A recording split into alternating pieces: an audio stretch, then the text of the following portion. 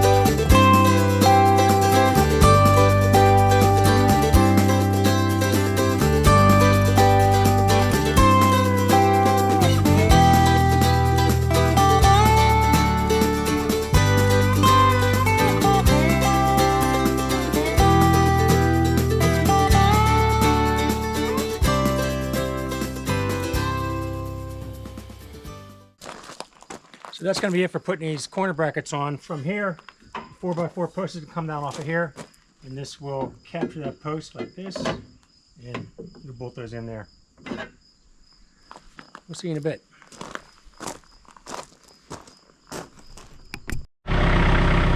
Morning, everyone. So today we're gonna take the deer stand down to the location where it's gonna be and get set up.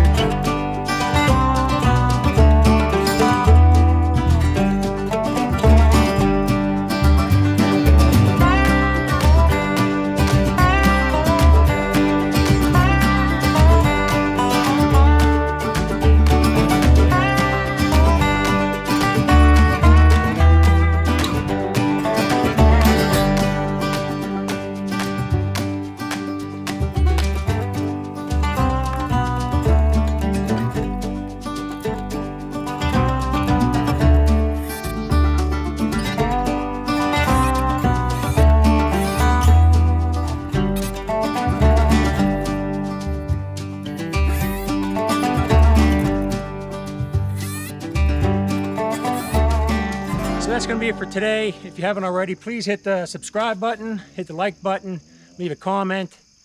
I'm on a daylight here today, so I'm going to wrap it up. I got 2 vehicles to drive back and a lot of tools to put away. Thanks for watching. I appreciate it. Bye.